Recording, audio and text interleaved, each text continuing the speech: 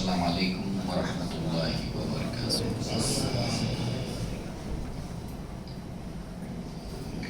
ان الحمد للہ نحمده ونستعینه ونستغفره ونؤمن به ونتوکل علیہ ونعوذ باللہ من شرور انفسنا ومن سیئات اعمالنا من یهده اللہ فلا مضل له ومن یضلل فلا هادی له واشهد ان لا اله الا الله وحده لا شريك له واشهد ان محمدا عبده ورسوله اما بعد يا ايها الذين امنوا اتقوا الله حق تقاته ولا تموتن الا وانتم مسلمون يا ايها الناس اتقوا ربكم الذي خلقكم والذين من قبلكم لعلكم تتقون يا ايها الناس اتقوا ربكم الذي خلقكم والذين من قبلكم لعلكم تتقون رب اشرح لي صدري ويسر لي امري واحلل عقدة من لساني يفقهوا قولي اللهم ارنا الحق حقا وارزقنا اتباعه وارنا الباطل باطلا وارزقنا اجتنابه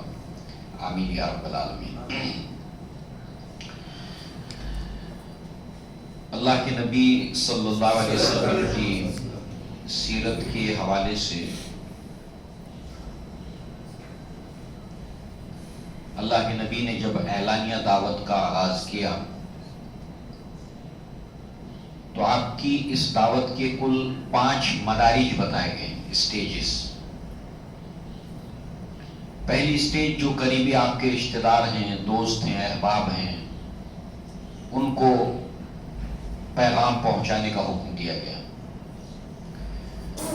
دوسری اسٹیج جو ہے وہ اپنی قوم کے لوگ اور جو شہر کے لوگ ہیں، مکہ شہر کے لوگ اور آپ کی قوم کے لوگ، یہ دوسری اسٹیج۔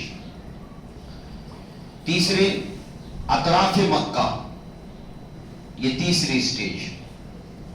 اور چوتھی عرب کے تمام قبائل، اور آخر میں دنیا کے تمام لوگ، اس لیے کہ آپ کی رسالت بالخصوص اہل عرب کی طرف اور بالعموم تمام دنیا کی طرف، کافۃ للناس بشیرا ونذیرا۔ تو یہ درجہ بدرجہ وقت کے ساتھ جو ہے وہ اللہ کے نبی صلی اللہ علیہ وسلم کی دعوت جو ہے وہ ایکسٹینڈ ہوتی گئی، اس کی وسعت اختیار کرتی چلی گئی۔ لہذا آپ نے اپنے پہلی سٹیج کے اندر اپنے گھر والوں کو، اپنے رشتہ داروں کو، دوستوں احبابوں کے سامنے بات رکھی۔ اب دوسری سٹیج کے اندر جو ہے وہ یہ دعوت اپنی قوم کے لوگوں سے اور اپنے شہر کے لوگوں سے۔ اس کے لیے اللہ کے نبی نے سب سے پہلے اس پیغام کو پہنچانے کے لیے کوہ صفا کا انتخاب کیا۔ کوہ صفا ایک ٹیلہ تھا اور عربوں کے اندر اس وقت جو ہے وہ اپنی بات کو پہنچانے کا یہ میڈیم تھا، یہ میڈیا تھا، یہ میڈیم تھا۔ یہ ہوتا تھا کہ اگر کوئی اہم خبر ہو، بریکنگ نیوز، کوئی قوم کے اوپر خطرہ لاحق ہو گیا ہو، تو کتنے جلدی اس خبر کو لوگوں تک پہنچایا جائے، ایسا میڈیم کون سا ہے، ایسا میڈیا کون سا ہے؟ تو اس وقت جو میڈیا تھا وہ کوہ صفا۔ دور جاہلیت میں جس بھی انسان کو کوئی خبر دینی ہوتی تھی وہ یہ کرتا تھا کہ اس کوہ صفا پر چڑھ جاتا اور اپنے کپڑے پھاڑ دیتا۔ اور بھی وہ لوگ طریقے استعمال کرتے تھے۔ مثال کے طور پر غزوہ بدر کے موقع پر جو ڈھنڈورچی خبر پہنچانے والا مکہ آیا ہے، جو ابو سفیان نے اس خبر پہنچانے والے کو بھیجا کہ جا کر بتاؤ مکہ میں کہ تجارتی قافلہ خطرے میں ہے، تو وہ سب سے پہلے مکہ میں داخل ہوتا ہے، اپنے جو گھوڑا ہے اس کی پونچھ کو کاٹ دیتا ہے۔ آپ سوچئے گھوڑے کا کیا انجام ہوگا؟ اس سے جو ہلہ مچ جاتا ہے، جو بھگدڑ مچ جاتی ہے، جو سینسیشن مچ جاتا ہے، اور اس کے بعد وہ وہاں پر اعلان کرتا ہے، تو ہر کوئی متوجہ ہوتا ہے اس سینسیشن پیدا کیے جانے کی وجہ سے۔ تو کوہ صفا پر کھڑے ہو کر دور جاہلیت میں لوگ جب خبر ریپڈلی، فاسٹلی پہنچانی ہوتی تھی تو کوہ صفا پر چڑھ کر اپنے کپڑے پھاڑ دیتا تھا اور نعرہ لگاتا تھا، یا صباحا، ہائے صبح کی آفت۔ تو لہذا اس میڈیم کو، اس میڈیا کو اللہ کے نبی نے استعمال کیا، مگر صرف یہ ہے کہ اس کے اندر جو خرابی تھی، وہ جو کپڑے پھاڑ دیتا تھا، اس کو اللہ کے نبی نے اختیار نہیں کیا، بلکہ پوری طرح آپ کھڑے ہوئے اور یہ یا صباح کا نعرہ لگایا۔ اس کی علامت یہ ہوتی تھی کہ سارے لوگ جمع ہو جاتے تھے کہ کوئی اہم خبر ہے، اور جو نہیں جا سکتا تھا کسی کو بھیج دیتا کہ جاؤ جا کر سنو کیا خبر ہے اور مجھے آ کر بتاؤ۔ بہرحال یہ ہوا، اللہ کے نبی نے سب کو جمع کیا، اور اس کے بعد جب سب جمع ہو گئے اس ٹیلے کے پاس، تو اللہ کے نبی نے لوگوں کو خطاب کرتے ہوئے فرمایا، یا بنی فہر، یا بنی عدی، یا بنی فلان، یا بنی عبد مناف، یا بنی عبد المطلب، ایک ایک قبیلے کا نام لے لے کر اللہ کے نبی نے پکارا۔ جیسے اپنے گھر والوں کو جب آپ نے دعوت دی تھی، سب کو جمع کیا تھا بنو عبد المطلب پہلی سٹیج میں، بنو ہاشم کے اندر، بنو ہاشم بنو عبد المطلب کو جب جمع کیا تھا، تو اس وقت اللہ کے نبی نے ایک ایک کا نام لے لے کر پکارا۔ یا صفیہ عامت محمد صلی اللہ علیہ وسلم، اے صفیہ محمد صلی اللہ علیہ وسلم کی پھوپھی، یا عباس، اے عباس محمد صلی اللہ علیہ وسلم کے چچا، یا فاطمہ بنت محمد، اے فاطمہ محمد صلی اللہ علیہ وسلم کی بیٹی۔ ایک ایک کا نام لے لے کر اللہ کے نبی نے ایسے ہی یہاں ایک ایک قبیلے کا نام لیا جب پوری قوم کو جمع کیا کوہ صفا کے پاس مکہ میں۔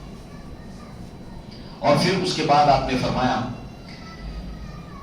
ارائیتکم لو اخبرتکم ان خیلا بالوادی تريد ان تخیر علیکم اکنتم مصدقین، کہ میں اگر تمہیں یہ خبر دوں کہ اس وادی کے پیچھے ایک لشکر جرار ہے جو تم پر حملہ آور ہوا چاہتا ہے، تو کیا تم میری تصدیق کرو گے، میری بات کو مانو گے؟ اس پر جو ہے وہ لوگوں نے کہا کہ نعم، ہاں، ما جربنا علیکا الا صدقا، ہم نے آپ کے اندر سوائے سچائی کے اور کچھ نہیں پایا۔ عمر ہے آپ کی 40 سال، اللہ کے نبی صلی اللہ علیہ وسلم، اور یہ پوری قوم گواہی دے رہی ہے کہ ہم نے آپ کے اندر سوائے سچ کے اور کچھ نہیں پایا ہے، تو ہم آپ کی تصدیق کریں گے، آپ کی بات کو مانیں گے۔ کردار کی بنیاد کے اوپر مانا، ہم نے آپ کو سچا پایا ہے۔ آپ نے فرمایا، ادعوکم الی ان تشہدوا ان لا الہ الا اللہ وحدہ لا شریک لہ وانی عبدہ ورسولہ اضمن لکم الجنہ۔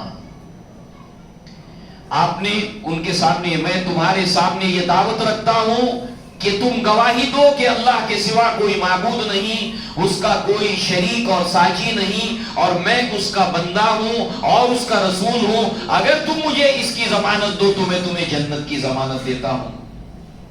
فَإِنِّي نَذِيرٌ لَكُمْ بَيْنَ يَدَيَّ عَذَابٍ شَدِيدٍ، اور میں تمہارے اور اس عذاب کے درمیان جو ہے وہ ایک نذیر، ڈرانے والا بنا کر بھیجا گیا ہوں، یعنی تم ہو وہ عذاب ہے، اور اس کے درمیان میں ہوں، اس کے آنے سے پہلے میں تمہارے درمیان نذیر بنا کر بھیجا گیا ہوں، تمہیں انذار کرنے والا بنا کر بھیجا گیا ہوں۔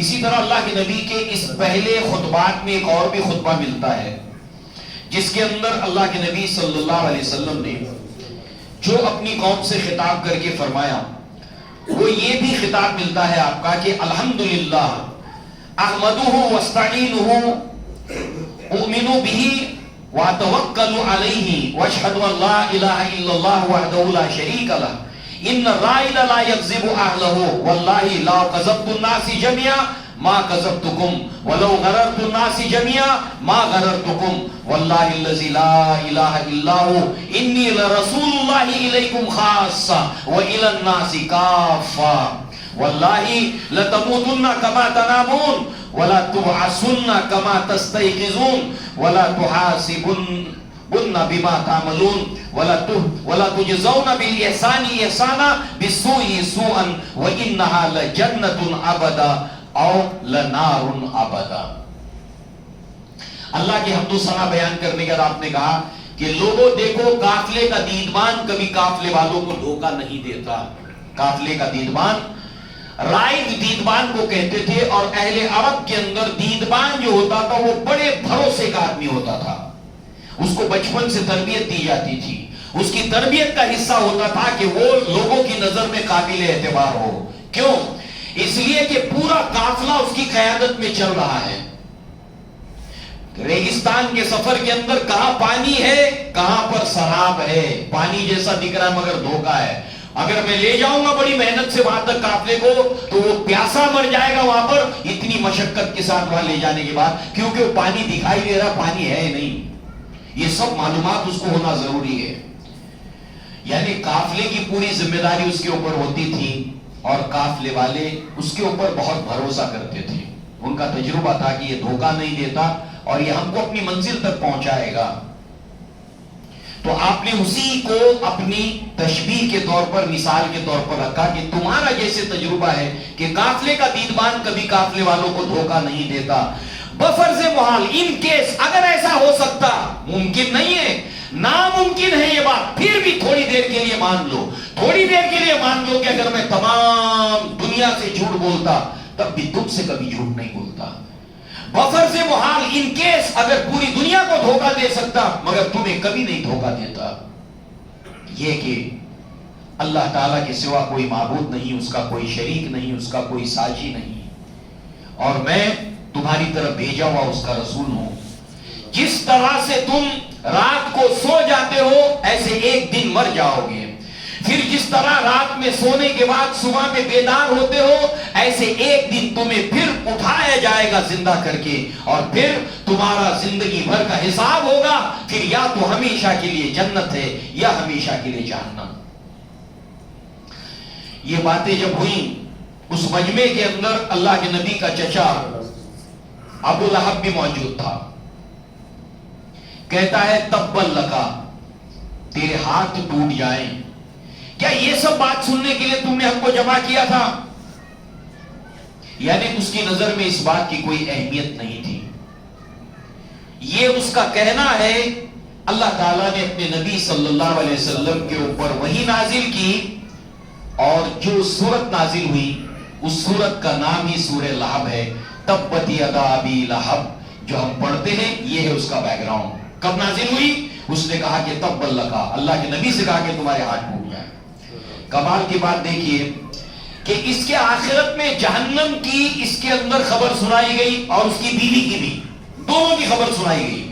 اور سال بالکل پہلا نبوت کا ہے، نبوت کا بالکل پہلا سال ہے، ابتدائی مہینے چل رہے ہیں، ابھی ابھی نبوت کا یہ سلسلہ جاری ہوا ہے. تو اب آپ دیکھیے ہوا کیا ہے. اور اگر 3 سال یہ بھی مان لیے جائیں کہ آپ نے خفیہ دعوت کی ہے، کیونکہ بعض نے اس میں 3 سال کو اختلاف کیا ہے، تب بھی جو ہے وہ اس ابتدائی دور کے اندر تیسرے سال میں بھی اگر اس کو مان لیا جائے کہ یہ خبر دی گئی سورہ لہب کے ذریعے سے کہ یہ دونوں آخرت میں ناکام ہوں گے، تو اللہ کے نبی کو غلط ثابت کرنے کے لیے کون سا ہتھ کنڈا ہے جو انہوں نے استعمال نہیں کیا؟ غلط ثابت کرنے کے لیے کم سے کم وہ یہ کر سکتے تھے کہ چھوٹا موٹا ہی ایمان لے آتے، دیکھو ہم تو ایمان لائے، یہاں پر جہنم بتائی گئی. مگر یہ کلام سچا ہے، اس بات کی دلیل ہے کہ وہ جھوٹ موٹ کا بھی ایمان نہیں لائے. یہ اللہ تبارک و تعالیٰ کی اس پیغام کے حق ہونے کی اور محمد رسول اللہ کے سچا ہونے کی دلیل ہے کہ آپ اللہ کے رسول ہیں. بہرحال اب معاملہ تھا یہ کہ گھر والوں نے تو روکا، ابو لہب نے روکا، 4 دیواری میں دعوت روکی نہیں. اب یہ دعوت مکہ کے گھر گھر پہنچ گئی. اب ظاہر سی بات ہے کہ ابتدائی دور کے اندر اس کے اندر تھوڑے لوگ مگر ایمان لائے، مگر یہ چرچا ہر گھر میں تھا، یہ خبر ہر گھر میں تھی. اب جو ہے وہ کفاران قریش کے لیے مشکل یہ تھی، کل تک مسئلہ جو تھا وہ صرف ابو لہب کا تھا، مگر اب یہ مسئلہ مکہ کے تمام سرداروں کا بن گیا. ولید ابن مغیرہ کا بن گیا، ابو جہل کا بن گیا، عتبہ کا بن گیا، عتیبہ کا بن گیا، ابو لہب کا بن گیا، سارے یہاں پر ابو العاص کا بن گیا، یہ اکرمہ عاص بن وائل کا بن گیا. ان سب کا مسئلہ بن گیا یہ کہ محمد صلی اللہ علیہ وسلم کو روکے کیسے. کیوں؟ وجہ کیا ہے اس کی؟ وجہ اس کی یہ ہے کہ اب حج کا موسم آنے والا ہے. ابھی تک بات مکہ کے گھر گھر میں ہے، حج کے موسم میں تمام عرب کے کونے کونے سے نکل کر لوگ مکہ میں جمع ہوں گے. محمد صلی اللہ علیہ وسلم ہر ایک کے پاس جا کر اپنی بات پہنچائیں گے. پھر یہ حاجی حج کر کے جب اپنے اپنے گھروں کو گاؤں کو لوٹ جائیں گے تو مکہ سے نکل کر یہ خبر پورے عرب کے اندر پھیل جائے گی. تو اب روکے کیسے اس پیغام کو, اس دعوت کو روکے کیسے؟ اب یہ مسئلہ ان تمام کے تمام قریش کے سرداروں کا تھا, اور اس میں اہم اور کلیدی کردار جو ہے وہ نبھانے کے اندر وہ ولید ابن مغیرہ نے اہم کردار ادا کیا ہے. ولید ابن مغیرہ, خالد ابن ولید, حشام ابن ولید, ولید ابن ولید ان کے والد ہیں. یہ تینوں ایمان لائے تھے, تینوں صحابی رسول ہونے کا شرف انہیں حاصل ہوا. بہرحال اب ہوا یہ کہ ولید ابن مغیرہ جو خانہ کعبہ کی تعمیر کا ہم نے واقعہ سنا تھا, جس نے سب سے پہلے کدال اٹھائی تھی, اور یہاں پر جو ہے وہ اس کا اللہ کے نبی صلی اللہ علیہ وسلم کے ساتھ کنورسیشن ہوتا ہے. وہ روکنے کے لیے آتے ہیں محمد صلی اللہ علیہ وسلم, ولید ابن مغیرہ, کہ نہیں یہ مت کرو. اور اس کو لے کر جو ہے وہ جب وہ اللہ کے نبی کے پاس بیٹھتا ہے تو اللہ کے نبی سے کہتا ہے کہ آپ کے اوپر جو نازل ہوا ہے قرآن مجھے سنائیے. اللہ کے نبی صلی اللہ علیہ وسلم یہ آیت پڑھتے سورہ نحل کی, ان اللہ یامر بالعدل والاحسان وایتاء ذی القربى وینہی عن الفحشاء والمنکر ولذکر اللہ اکبر. یہ آیت پڑھتے ہیں, اس نے کہا کہ دوبارہ پڑھیے. اللہ کے نبی نے اس کو دوبارہ پڑھا. پھر اللہ کے نبی صلی اللہ علیہ وسلم نے سورہ غافر یعنی سورہ مومن کی آیتیں اس کو سنائی. یہ تمام تلاوت کو قرآن مجید کو اس نے سنا خاموشی کے ساتھ, اور سننے کے بعد جو ہے وہ وہاں سے وہ اٹھتا ہے اور اپنی قوم کے پاس آتا ہے. یہ گیا تھا روکنے کے لیے. قوم نے بہت بھروسہ کیا اس پر کہ یہ سمجھدار آدمی ہے, تجربہ کار آدمی ہے, اور یہ بات کر لے گا جب محمد صلی اللہ علیہ وسلم سے تو پھر وہ روک دے گا. کافی ہوشیار آدمی تھا, ذہین بھی تھا, لیڈر بھی تھا, سب اس کو مانتے تھے. اس کا ذکر قرآن میں آیا ہے سورہ مدثر میں, ہم اس کو انشاءاللہ دیکھیں گے. بہرحال وہ اپنی قوم کے پاس لوٹ کر کہتا ہے کہ ابھی ابھی میں ایک ایسا کلام سن کر آیا ہوں کہ انسانی کلام ہونے کے اوپر اس کو انسانی کلام نہیں کہا جا سکتا. واللہ محمد صلی اللہ علیہ وسلم کے کلام میں شیرینی ہے, بہت مٹھاس ہے. اس کی بنیاد بہت مضبوط ہے, اس کلام کی بنیاد بہت مضبوط ہے. اس کی جو ٹہنیاں ہے وہ ثمر آور ہے, یعنی ہر ٹہنی کے اوپر جیسے پھل لگے ہوئے ہوتے ہیں ایسے اس کی ہر ٹہنی جو ہے وہ ثمر آور ہے. اور جب کوئی اس کو سنے گا تو اس کے اندر قبولیت کے لیے جاذبیت ہے, بڑا اٹریکشن ہے, آدمی اس کو قبول کر لے. لہذا جو ہے وہ یہاں پر تمام کے تمام قریش جو ہے وہ اس کے اوپر بھروسہ کیے بیٹھے تھے کہ یہ روکنے میں کامیاب ہوگا. اب خود اس کے بارے میں فکر مند ہو گئے. ایک تو اس کے قبیلے کے لوگ بنو مخزوم کے, اور تمام سردار ڈاؤٹ میں پڑ گئے کہ ہم نے تھا تکیہ جن پر وہی پتے ہوا دینے لگے, ہم نے جس کے اوپر بھروسہ کیا تھا لگتا ہے اسی کا وکٹ گر گیا ہے. پریشان ہو گئے اس کو لے کے. اب جو ہے وہ انہوں نے ابو جہل کو ذمہ داری لگائی کہ دیکھو کہیں یہ ہمارا سردار جو ہے وہ قبول نہ کر لے. اب جو ہے وہ ابو جہل جاتا ہے اور بات کرتا ہے ولید ابن مغیرہ سے, کہتا ہے کہ آپ کو معلوم ہے چچا کہ قوم کا آپ کے بارے میں رائے کیا ہے, اور قوم نے یہ فیصلہ کیا ہے کہ بہت سارا مال جمع کر کے آپ کو دے, کیونکہ آپ محمد صلی اللہ علیہ وسلم کے پاس جب گئے ہو تو ایسے معلوم ہوتا ہے کہ جیسے آپ اب ان کے ہو کر رہ گئے ہو, اس لیے قوم آپ کو بہت سارا مال دینا چاہتی ہے. اس پر جو ہے وہ ولید ابن مغیرہ کہتا ہے کہ تم اچھی طرح جانتے ہو ابو جہل کہ اللہ تبارک تعالیٰ نے جو مجھے مال دیا ہے, مجھ سے بڑھ کر مال اس وقت مکہ میں کسی کے پاس نہیں ہے. یہ سچ تھا.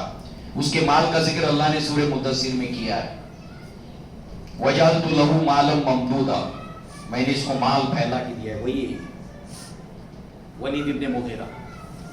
تو لہذا جو ہے وہ مجھ سے بڑھ کر کوئی مال والا نہیں ہے, تم بھی جانتے ہو مکہ کے اندر مجھے مال کی کوئی حاجت نہیں. تو لہذا ابو جہل کہتا ہے کہ ٹھیک ہے, پھر قریش قریش کے پاس جا کر تم یہ کہو کہ میں محمد صلی اللہ علیہ وسلم کو ناپسند کرتا ہوں اور ان کے لائے ہوئے دین کا انکار کرتا ہوں. یہ کہو تاکہ قوم کو اطمینان ہو جائے کہ تم نے جو ہے وہ تمہارے اندر کوئی بدلاؤ نہیں آیا, قوم مطمئن ہو جائے. اس پر جو ہے وہ ہتاش ہو کر کہتا ہے کہ کیا بتاؤں, اللہ کی قسم مجھ سے بڑھ کر شاعری ہو, ہجو ہو, قصیدہ گوئی ہو, یہ تمام شاعری کی اقسام ہیں عربوں میں جو رائج تھی, یہ سب سے مجھ سے زیادہ ماہر اور ایکسپرٹ اس کا کوئی نہیں ہے. مگر میں کیا بتاؤں, میں جنوں کے اشعار تک کو جانتا ہوں, مگر جو ہے وہ جو کلام محمد صلی اللہ علیہ وسلم پیش کر رہے ان میں سے کوئی نہیں ہے, اور اس کی تاثیر بہت دور تک جانے والی ہے, بہت دور تک اس کی تاثیر جانے والی ہے. لہذا یہ ایسا کلام ہے کہ اس کو مغلوب کیا نہیں جا سکتا. بہت دور اندیش آدمی تھا. اور ایک بات ہے, الحق کو یا الفضل شہیدت بھی الاعداء, کہ فضیلت اور حق وہ ہے کہ جس کی شہادت دشمن دے. یہ کٹر دشمن ہے مگر کہتا ہے اس کلام کو مغلوب نہیں کیا جا سکتا. اور ایک جانکار آدمی بتا رہا ہے. بہرحال ابو جہل کہتا ہے کہ تمہاری قوم اس وقت تک تم سے راضی نہیں ہوگی جب تک کہ تم اپنا اندیا ظاہر نہ کرو. تم بتاؤ کہ تم محمد صلی اللہ علیہ وسلم کو ناپسند کرتے ہو اور ان کے دین کا انکار کرتے ہو, تب تک قوم مطمئن نہیں ہوگی. قوم تمہارے بارے میں ڈاؤٹ فل ہو گئی ہے. اسی لیے وہ لوگ کہتے تھے جو بھی آدمی ہوتا تھا کہ ان کی بات ہی مت سننا, جہاں تم نے بات سنی گئے, ان کی بات میں جادو ہے. تو لوگ اپنے کانوں میں انگلیاں ٹھوستے تھے, سنتے نہیں تھے. لہذا جو ہے وہ اس طرح سے بہرحال جو معاملہ ہوا طے تمام. اب یہ سب کے سب ولید ابن مغیرہ کے گھر پہ جمع ہوئے, سارے لیڈرز مکہ کے ولید ابن مغیرہ کے گھر پہ جمع ہوئے. کس لیے؟ حج کا موسم آ رہا ہے, اس بات کے اوپر قدغن لگانی ہے, روکنا ہے, دعوت کو روکنا ہے. کیا کریں؟ سوچ بچار کرنے کے لیے, چنتن کرنے کے لیے سارے یہ نیتا وہاں کے مکہ کے جمع ہو گئے. اب جو ہے وہ ولید ابن مغیرہ کو کہا کہ بتاؤ کیسے روکنا ہے, کیا اسٹریٹجی ہونی چاہیے. کہا کہ تم نے کچھ سوچ کر آئے ہو, تم بتاؤ. ابھی اس کا ذکر قرآن میں ہم پڑھنے والے ہیں. ولید ابن مغیرہ کا. سمجھدار انسان اپنی بات پہلے نہیں رکھتا ہے, پہلے دوسروں کی بات سنتا ہے. کہتا ہے تم کیا سوچ کے آؤ بتاؤ, اس کی سمجھ بوجھ دیکھیے, تم کیا سوچ کے آؤ بتاؤ. کسی نے کہا کہ بھائی ہم لوگ جو ہے وہ اس کو شاعری کہیں گے. وہ کہتا ہے کہ شاعری کی تمام اقسام سے ہم لوگ واقف ہیں, شاعری کی تمام اقسام سے ہم لوگ واقف ہیں. ظاہر سی بات ہے کہ تھوڑے دنوں کے اندر لوگوں کو پتا چل جائے گا کہ یہ جھوٹ ہے جو یہ سردار لوگ کہہ رہے ہیں, یہ شاعری نہیں ہے. تو تم لوگوں کے اندر غیر معتبر ہو جاؤ گے کیونکہ تم جھوٹ بولتے ہو, نہیں بول سکتے, شاعری نہیں ہے یہ. عقل مند انسان کی دوسری علامت یہ ہوتی ہے کہ جب وہ کسی بات کو قبول کرتا ہے تو اس کے لیے وہ دلیل تلاش کرتا ہے, اور جب کسی بات کو ریجیکٹ کرتا ہے, رد کرتا ہے, تو بھی دلیل کے ساتھ رد کرتا ہے. نہیں بول سکتے آپ شاعری. کسی نے کہا کہ ہم اس کو کہانت کہیں گے, کہا کہ نہیں, کاہنوں کی گنگناہٹ سے ہم سب واقف ہیں اور میں بھی واقف ہوں. ان کا جو مسجع کلام ہوتا ہے, مسجع کلام یعنی اس میں رائمنگ ورڈز ہوتے ہیں, یعنی ایک ہی ردھم اور ایک ہی وزن کے الفاظ ہوتے ہیں. لہذا وہ جو کلام ہوتا ہے جس میں گنگناہٹ ہوتی ہے, اس میں ایسی کوئی بات نہیں ہے. تمہاری یہ بات جھوٹی ثابت ہوگی, آسمان پر دھوکا ہوا تمہارے منہ پر آ کر گرے گا. تو کہا کہ پھر ہم اس کو جادو کہیں گے. تو کہا جادو بھی آپ نہیں کہہ سکتے اس کو. ہر بات کو اس نے جو ہے وہ دلیل کے ساتھ میں ریجیکٹ کر دیا, رد کر دیا. اب سب تھک گئے, کہا کہ ٹھیک ہے اب تم ہی بتاؤ. تو اب اللہ تبارک و تعالیٰ نے سورہ مدثر کے اندر یہ سب جو آپ نے سنا نا, اس کا ذکر جو ہے وہ اس طرح سے کیا ہے. اب جو وہ غور و فکر میں جب لوگوں نے کہا کہ اب تم بتاؤ, سب لوگ بیٹھے ہوئے, تو اب یہ جو ہے جو گہری سوچ میں ڈوبتا ہے اس کا نقشہ سورہ مدثر میں کھینچا ہے. انہ فکر وقدر, وہ گہری سوچ میں ڈوب گیا. فکرا تشدید ہے، بہت گہری سوچ میں ڈوب گیا. وقدرا، اور پھر اس نے ایک نتیجہ نکالا، بہت غور و فکر کے بعد ایک نتیجہ نکالا.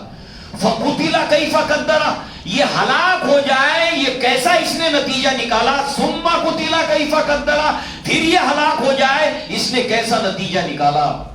ثم نظر، اب لوگوں کی طرف دیکھا. ثم عبس وبصر، اپنی تیوری چڑھائی، منہ بسورا. ثم ادبر، پھر تھوڑا پیچھے ہٹا. واستكبر، پھر تھوڑا گھمنڈ کیا کیونکہ دور کی کوڑی لایا تھا یہ. اور اس کے بعد لوگوں سے کہا کہ یہی بات کہنا ہے، جتنے حاجی آئیں گے ایک ہی بات کو ریپیٹ کرنا ہے. فقال ان ھذا الا سحر یوسر، یہ کچھ نہیں ہے مگر ایک جادو ہے. مگر جادو کون سا؟ سحر یوسر، پرانا جادو. پرانا جادو، ظاہر سی بات ہے جادو کو ویریفائی کرنے کے لیے جادوگروں کو جمع کیا جائے گا. جیسے موسیٰ علیہ السلام کے معجزے کو جادو کہا گیا تو کہا لاؤ جادوگروں کو جمع کرو، سارے جادوگر جمع ہو گئے. تو ظاہر سی بات ہے کہ اگر جو ہے وہ یہ جو سحر یوسر ہے اس کو ویریفائی کرانا چاہو گے، چیک کرانا چاہو گے صحیح غلط، تو کرا نہیں پاؤ گے کیونکہ اس کے جاننے والے بہت تھوڑے رہ گئے، بہت پرانا جادو ہے. ان ھذا الا قول البشر، یہ کچھ نہیں ہے انسانی کلام ہے. اور اس جادو کا اثر یہ ہوتا ہے، ہر جادو کا ایک اثر ہوتا ہے. اس جادو کا اثر یہ ہوتا ہے کہ اس سے بھائی بھائی سے الگ ہو جاتا ہے، میاں بیوی میں جدائی پڑ جاتی ہے، خاندان رشتوں میں دراڑ پڑ جاتی ہے. ہاتھ کنگن کو آرسی کیا، ادھر دیکھ لو عقیل کو، ادھر دیکھ لو علی بن ابی طالب کو، ادھر دیکھ لو ابو قحافہ کو، ادھر دیکھ لو ابو بکر صدیق کو. پورے مکہ کے اندر بھائی بھائی کا دشمن بن گیا. قبیلے ایک دوسرے کے مقابلے میں آ گئے اس کلام کو سننے کی وجہ سے. اس کلام کے اندر جادو ہے. جاؤ شوق سے سنو. اگر تم کو اپنے قبیلے میں لڑائی جھگڑے تنازع کرانے ہیں اور تمہیں اپنے قبیلے کے اندر بھائی کو بھائی کا دشمن بنانا ہے تو جاؤ سنو جا کر شوق سے. سوچئے کیسا زہر لایا ہے یہ، آپ دیکھیے کہاں سے لایا، یہاں سے، اسلام کے خلاف. جانتے اللہ نے اس کے بارے میں کیا کہا؟ سَأُصْلِهِ سَقَرَ، میں اس کو، یہ ہو کی ضمیر پروناؤن، میں اس کو عنقریب سقر میں ڈالوں گا. سقر بہت خطرناک جہنم ہے، ایک وادی ہے جہنم کی، بہت خطرناک جگہ ہے. یہاں وی آئی پی لوگ جانے والے. اس سقر والی جہنم میں کون جائیں گے؟ وی آئی پی لوگ جائیں گے، صرف بڑے بڑے بڑے بڑے مہارتی جائیں گے اس میں. سَأُصْلِهِ سَقَرَ، میں اس کو سقر میں ڈالوں گا. کیوں؟ ڈیزرو کرتا ہے یہ. اللہ نے اس کو کتنی نعمتیں دی آپ دیکھیے. اللہ نے قرآن میں فرمایا وَجَعَلْتُ لَهُ مَالًا مَمْدُودًا، میں نے اس کو مال دیا اور پھیلا کر دیا. مدّ یمدّ کہتے ہیں پھیلانے کو، خوب پھیلا کر مال دیا. دور دور تک اس کے باغات کاروبار پھیلا ہوا تھا. یہاں سے کیش آ رہا ہے، وہاں سے پیسہ آ رہا ہے، وہاں سے پیسہ آ رہا ہے. صرف یہ بیٹھ کر گن رہا ہے اور یہ لالچ رکھتا اور بھی بڑے. ہر سال اس کے بیلنس شیٹ میں اضافہ ہو رہا تھا. خوب مال دیا اللہ نے، کچھ کمی نہیں کی. وہ بنین شہودا، بیٹے دیے. بیٹے کیسے؟ بیٹے تو سبھی کو ملتے ہیں. جب بیٹا پیدا ہوتا ہے تو باپ بھی خوش ہوتا ہے، گھر کے سب لوگ خوش ہوتے ہیں. پھر دوسرا بیٹا، پھر خوش، پھر تیسرا خوش، پھر چوتھا خوش، پھر پانچواں خوش. بیٹے میں بیٹے، خوش ہو رہا ہے پورا خاندان. جب یہ بیٹے بڑے ہو جاتے ہیں تو بوڑھے ماں باپ کو پوچھتے نہیں ہیں. تب یہ بوڑھے ماں باپ کہتے ہیں کہ کاش کہ اللہ ایک بیٹی دیتا، کم سے کم بڑھاپے میں ہم کو پانی پلاتی. اور سچ مچ بیٹیاں خیال رکھتی ہیں. بیٹیوں کی بڑی اہمیت ہے اسلام میں. اللہ کے نبی نے فرمایا جس شخص کو اللہ تعالیٰ نے 2 بیٹیاں دی، اس نے ان کی تعلیم تربیت کی، نیک اور صالح لڑکا دیکھ کر اس کا نکاح کیا، وہ جنت میں میرے ساتھ ایسا جائے گا. اب یہ بیٹے کیسے دیے تھے اللہ نے اس کو؟ بنینا شہودا، ایسے بیٹے جو حاضر باش، ادھر باپ کی آواز آئی جی ابا جان، جی ابا جان. اور بیٹے کتنے؟ 1 نہیں 2 نہیں 13 بیٹے اللہ نے دیے اور سب کے سب فرما بردار. ایسا مین پاور اللہ نے اس کو دیا. مال الگ، بیٹے الگ، اور پھر کاروبار پھیلا ہوا تھا تو نوکروں کو مانوی بیٹا کہا جاتا ہے، یعنی حقیقی بیٹے بھی اور مانوی بیٹے بھی. اتنی اس کے پاس مین پاور تھا، منی پاور، مین پاور سب اللہ نے دیا تھا. تیسرا مائنڈ پاور، وہ تو آپ نے دیکھ ہی لیا، دماغ کی طاقت. کوئی کارخانہ لگایا، پیسہ تو اس کے پاس ہے، عقل نہیں ہے، کاروبار نہیں چلے گا. عقل بھی ہے، پیسہ بھی ہے، لیبر نہیں ہے، کام نہیں چلے گا. تینوں چیزیں اللہ تعالیٰ نے اس کو دے دی تھی، اور اس نے تینوں چیزوں کو لگایا اسلام کے خلاف. جب سیٹلمنٹ کرنے کی باری آئی تو کہا کہ ایک کام کرو، میرے بیٹے حشام کو لے جاؤ، عمارہ کو لے جاؤ، عمارہ بن ولید، یہ میرے بیٹے کو لے جاؤ اور ابو طالب کو دے دو. آج سے یہ اس کا بیٹا ہے، میں اس کو چھوڑ دیا، یہ میرا بیٹا نہیں ہے. سارے حقوق ابو طالب کے حاصل ہوں گے جیسے باپ کے، اور اس کے بدلے میں محمد صلی اللہ علیہ وسلم کو لے لو، معاذ اللہ اس کو قتل کرو. اپنا بیٹا دینے کو تیار ہو گیا یہ آدمی محمد صلی اللہ علیہ وسلم کے بدلے میں. اپنا پیسہ لگایا، اپنا دماغ لگایا، سب اسلام کے خلاف. اللہ کی نعمتوں کو جس تھالی میں کھایا اسی میں چھید کیا. یہ ڈیزرو کرتا ہے سوسلی سکر، میں اس کو سکر میں ڈالوں گا، ان قریب اس کو سکر میں ڈالوں گا.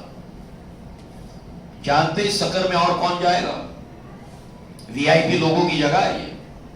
اور کون جائے گا؟ جنتی جنت میں چلے گئے، جہنمی جہنم میں چلے گئے.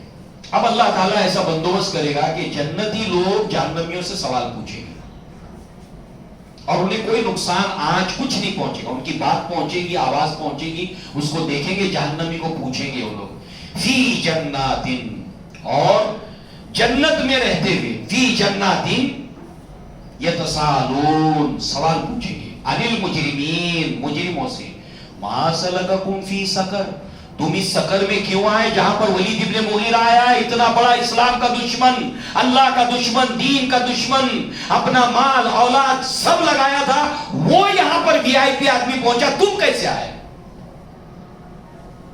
یتسالون عن المجرمین ما سلککم فی سقر، اتنی بری جگہ پر تم کیسے آئے؟ اور یہ جانتے کیسی ہے سقر؟ اللہ کے نبی کو اللہ نے پوچھا، کیا پوچھا؟ کئی سوالات جیسے قرآن میں پوچھے گئے، وما ادراک ما لیلۃ القدر پوچھا نا، ایسے ہی یہاں پر وما ادراک ما سقر، آپ کیا جانو اے نبی کہ سقر کیا ہے؟ یعنی یہ جب سوال ایسا ہے تو سمجھو کہ بہت اہم بات بتائی جا رہی ہے. وما ادراک ما القاریہ، آپ کیا جانو کہ القاریہ کیا ہے؟ جب جب ایسا سوال آئے تو کان کھڑے ہو جائیں کہ کوئی بہت بڑی بات ہے جو اللہ بتانے چلا ہے. تم کیا جانو گے سقر کیا ہے؟ لا تبقی ولا تذر، نہ کچھ باقی چھوڑے گی نہ پوری طریقے سے ختم ہونے دے گی. اس لیے کہ ایک جہنمی تو وہ ہے، سورہ نساء میں آیت نمبر 56 میں ذکر ہوا، ان الذین کفروا بآیاتنا، کہ وہ لوگ جنہوں نے ہماری آیات کا کفر کیا، سوف نصلیہ نارا، کہ ان کو عنقریب جو ہے وہ ہم جہنم کی آگ میں ڈالیں گے. کلما نضجت جلودہم بدلناہم جلودا غیرہا، جب ان کی آگ کھال جل جائے گی تو اس کھال کے بدلے پھر دوسری کھال دیں گے، پھر وہ جل جائے گی پھر نئی کھال دیں گے، پھر وہ کھال جل جائے گی تو یہ کھال جلنا اور نئی کھال ملنے کا سلسلہ جاری رہے گا. کیوں؟ لیذوقوا العذاب، تاکہ تم عذاب کا مزہ چکھو. مگر یہ جو سقر کے لوگ ہیں ان کی کھال جلے گی، ان کے گوشت میں اللہ حص پیدا کرے گا، اس کو جلائے گی، ہڈیوں کو جلائے گی، گودے تک پہنچے گی، ان کو ایسی تکلیف سے اللہ تعالیٰ گزارے گا. یہ وی آئی پی لوگ ہیں جو سقر میں جائیں گے تو جنتی ان کو پوچھیں گے تم کیوں یہاں پر آئے، کیوں آئے اتنی بری جگہ پر، تمہارا ایسا کون سا بڑا جرم ہے؟ تو اب یہ جواب دیتے ہیں، اور یہ وقت سے پہلے ہم کو بتایا گیا. اب ہم چیک کریں کہیں ایسا تو نہیں کہ یہ 4 وجوہات میں سے کوئی ایک وجہ میرے اوپر فٹ بیٹھتی ہے. نمبر 1، پہلی وجہ ہم لوگ سقر میں کیوں آئے وہ جہنمی سقر کے بتا رہے ہیں، لم نکو من المصلین، ہم لوگ نماز نہیں پڑھتے تھے. پہلی وجہ نماز ہم لوگ نہیں پڑھتے تھے. رمضان، جمعہ، عیدین، باقی نماز کو ہم نے چھٹی کر دی تھی. نماز کو دور سے سلام کیا تھا، السلام علیکم. عید میں ملیں گے، اگلے رمضان میں ملیں گے، لم نکو من المصلین، ہم لوگ نماز نہیں پڑھتے تھے۔ مسلمان نماز کے بغیر رہ نہیں سکتا۔ اللہ کے نبی نے فرمایا من ترک الصلاۃ متعمدا فقد کفر، جس نے جان بوجھ کے نماز چھوڑی اس نے کفر کیا۔ الفرق بین الکفر والاسلام الصلاۃ، اسلام اور کفر کے درمیان جو چیز فرق کرتی ہے، فرق کر کے بتاتی ہے کہ یہ کفر ہے اور یہ اسلام ہے، وہ نماز ہے۔ عبداللہ ابن مسعود رضی اللہ عنہ کہتے ہیں کہ لوگوں، اگر تم چاہتے ہو کہ آخرت میں اللہ تعالیٰ تمہیں مسلمانوں کے گروہ میں کھڑا کرے، اس لیے کہ وہاں پر سب سے پہلے دو گروہ بنیں گے، سارے انسان جمع ہیں وہاں پر، مسلمان، کافر، مشرک، اول آخر سارے انسان وہاں پر جمع ہے۔ اس دھرتی کا پہلا انسان، اس دھرتی کا آخری انسان، سارے وہاں جمع ہیں، اور ان سے کہا جائے گا وَامْتَازُوا الْيَوْمَ أَيُّهَا الْمُجْرِمُونَ، اے مجرموں آج چھٹ کر الگ ہو جاؤ۔ اب سارے مجرم ایک طرف، سارے کامیاب ایک طرف، پھر کامیابیوں کے کامیاب لوگوں کے گروہ بنیں گے، نبیوں کا گروہ، صدیقین کا گروہ، شہداء کا گروہ، صالحین کا گروہ، جنتیوں کے بھی گروہ بنیں گے، جہنمیوں کے بھی گروپ بنیں گے۔ تو عبداللہ ابن مسعود کہتے ہیں کہ اگر اے مسلمانوں تم یہ چاہتے ہو کہ اللہ تمہیں بہرحال کسی نہ کسی مسلمانوں کی جماعت میں آخرت میں کھڑا کرے تو نماز پڑھو، ورنہ اللہ تعالیٰ تم کو مسلمانوں کے گروہ میں کھڑا نہیں کرے گا۔ اس کا حساب فرعون، حامان اور امیہ ابن خلف کے ساتھ ہوگا۔ مسلمانوں کی جماعت میں نہیں کھڑا کرے گا جو بے نمازی ہے۔ یہ تو قرآن ہو گیا۔ اللہ تعالیٰ نے سورہ روم کے اندر فرمایا وَأَقِیمُوا الصَّلَاةَ وَآتُوا الزَّکَاةَ، نماز کو قائم کرو، زکات ادا کرو، وَلَا تَکُونُوا مِنَ الْمُشْرِکِینَ، اور مشرکوں میں سے مت ہو جاؤ، نماز نہ پڑھ کر اور زکات نہ دے کر۔ یہ قرآن، نبی کی حدیث، عبداللہ ابن مسعود کا اثر۔ اب آئیے ائمہ کیا کہتے ہیں؟ امام ابو حنیفہ کہتے ہیں کہ جو جان بوجھ کر نماز کا چھوڑنے والا ہے، کوئی وجہ نہیں نماز کو چھوڑ رہا ہے، ویسے چھوڑنے کا کوئی سوال ہی نہیں، بیمار ہے، بیٹھ نہیں سکتا تو لیٹ کر پڑھنا ہے، لیٹ کر جسم کو نہیں ہلا سکتا، آنکھ کے اشارے سے پڑھنا ہے، مگر بہرحال نماز پڑھنا ہے، نماز کی چھٹی نہیں ہے۔ جو جان بوجھ کر نماز کا چھوڑنے والا ہے طارق، مسلمانوں کے بادشاہ کو چاہیے کہ اس کو جیل میں ڈال دے، اور جیل میں جب تک وہ لکھی طور پر توبہ کر کے نہیں دیتا کہ آج کے بعد جب جیل سے چھوڑا جائے گا وہ نماز چھوڑے گا نہیں، اس وقت تک اس کو جیل سے نہ چھوڑا جائے۔ امام شافعی، امام مالک، امام احمد ابن حنبل، تینوں کا فتویٰ ایک ہی، الفاظ الگ ہے۔ کوئی کہتا مسلمانوں کے بادشاہ کو چاہیے، کوئی کہتا مسلمانوں کے خلیفہ کو چاہیے کہ ان کے سر سے، ان کے دھڑ سے ان کی گردن الگ کر دے۔ یہ آدمی زمین پر چلنے لائق نہیں ہے، زندہ رہنے لائق نہیں، مسلمان ہو کر جو نماز نہیں پڑھتا ہے۔ قرآن، نبی کی حدیث، صحابہ کا اثر، یا ائمہ۔ عبد القادر جیلانی رحمہ اللہ کہتے ہیں غنیۃ الطالبین کے اندر کہ جو مسلمان نماز کا تاریخ ہے، نماز کا چھوڑنے والا ہے، مسلمانوں کو چاہیے کہ وہ جب مر جائے اس کی نماز جنازہ نہ پڑھے۔ ساری زندگی یہ نماز نہیں پڑھتا تھا، اب تم اس کی نماز جنازہ پڑھتے ہو، یہ فتویٰ ہے ان کا، صحیح غلط سے بات الگ ہے۔ اس کی نماز جنازہ نہ پڑھی جائے، اور اس کو مسلمانوں کے قبرستان میں دفن مت کرو، چاہے جہاں لے جا کے دفن کرو۔ اتنے سخت فتوے ہیں نماز چھوڑنے والے کے، اور قرآن کہتا ہے یہ جو سکر میں پہنچے تھے اس کی وجہ کیا تھی؟ کہ ہم نماز نہیں پڑھتے تھے۔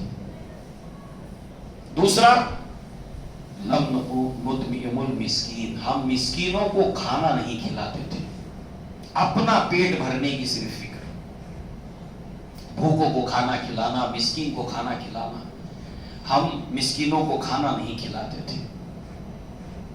اللہ کے نبی سے پوچھا گیا بہترین اسلام کون سا اسلام ہے؟ اللہ کے نبی نے فرمایا اطعام الطعام و یقرأ السلام، کھانا کھلانا اور سلام کو عام کرنا، یہ بہترین اسلام ہے۔ اللہ کے نبی نے ایک مرتبہ صحابہ کی مجلس میں اعلان کیا تم میں کوئی ہے ایسا کہ جو آج اپنے کسی مسلمان بھائی کے جنازے میں شریک ہوا؟ سب سناٹا ہے۔ ابو بکر صدیق کھڑے ہوئے کہا اللہ کے نبی میں شریک ہوا آج اپنے ایک مسلمان بھائی کے جنازے میں۔ اللہ کے نبی نے پھر اعلان کیا تم میں کوئی ہے ایسا جس نے آج اپنے کسی بیمار بھائی کی تیمارداری کی؟ سب خاموش بیٹھے، ابو بکر کھڑے ہوئے اللہ کے نبی میں نے یہ کیا۔ آج اپنے ایک بیمار بھائی کی تیمارداری کی. تم میں کوئی ہے ایسا جو آج نفل روزے سے, یہ تو فرض روزے چل رہے ہیں, نفل روزے سے ہے کوئی ایسا؟ ابو بکر کھڑے ہوئے, اللہ کے نبی میں روزے سے ہوں. کہا تم میں کوئی ہے ایسا جس نے آج کسی بھوکے کو, کسی مسکین کو کھانا کھلایا؟ آپ کھڑے ہوئے کہ اللہ کے نبی میں نے کھلایا. اللہ کے نبی نے فرمایا جس کے اندر یہ 4 عادتیں دیکھو سمجھو کہ وہ جنتی ہے. یہ جنتیوں کی علامتوں میں سے. کھانا کھلانا جنتیوں کی علامت ہے. کھانا کھلانا بہت بڑا عمل ہے. مسکینوں کو, غریبوں کو, حاجت مندوں کو, بھوکوں کو افطار کرانا. اپنی افطار کی فکر نہیں کرنا, اپنے دسترخوان میں ساری نعمتیں بھری ہوئی ہو اس کی فکر نہیں کرنا. ہمارے بہت سے بھائی مسافر ہوتے ہیں, ان کا انتظام نہیں ہوتا, ان کو اپنا گھر یاد آتا ہے. ہمیں ان کا بندوبست کرنا ہے. ہر مسجد میں ہوتا ہے الحمدللہ. الحمدللہ یہ بڑی اچھی قوم ہے, بڑی اچھی قوم ہے مسلمان. بہت خرچ کرتی, خیرات کرنے والی قوم ہے. اللہ تعالیٰ اور اس کے مال میں برکت عطا فرمائے. اپنی مسجدوں میں ایسے مسافروں کے لیے, ایسے لوگوں کے لیے بہترین جیسا ہم کھاتے ہیں ایسے ان کے لیے افطاری کا انتظام کرنا. یہ بہت اجر و ثواب کا کام ہے, بہت اجر و ثواب کا کام ہے. بہت پسندیدہ عمل ہے یہ اسلام کے اندر. تو ہم کیا کرتے تھے؟ کھانا نہیں کھلاتے تھے اس کے. وَكُنَّا نَخُوضُ مَعَ الْخَائِضِينَ, اور ہم لوگ باتیں کرنے والوں کے ساتھ باتیں کرنے میں دھس جاتے تھے. قیام اللیل ہو گئی, مسجد سے نکل گئے, نکڑ پہ ہوٹل میں 2 بج گئے, 3 بج گئے, 4 بج گئے, کیا باتیں ہو رہی ہیں. باتیں کرنے میں باتیں کرنے والوں کے ساتھ دھسے جاتے تھے. ویسٹ آف ٹائم, وقت کو برباد کرتے تھے. رمضان ہو غیر رمضان ہو, پوری رات جاگنا, دن میں سونا. ہم لوگ وقت کو برباد کرنے والے لوگ تھے. باتیں کرنے والوں کے ساتھ صبح کب ہو گئی پتہ ہی نہیں چلتا, بڑی شان سے کہتے تھے. تراویح پڑھ کے میں نکلا, کب سحری کا ٹائم ہو گیا پتہ ہی نہیں چلا. کوئی کمال کیا تو نے. اللہ کے نبی نے فرمایا نعمتان مغبون فیہما کثیر من الناس الصحت والفراغ. 2 نعمتیں ایسی ہیں جس کے بارے میں انسانوں کی اکثریت دھوکہ کھا جاتی ہے. ایک اپنے صحت کو برباد کرتی ہے, اپنی ہیلتھ کو, اپنے سواستھ کو, اور دوسرے اپنے وقت کو برباد کر دیتی ہے.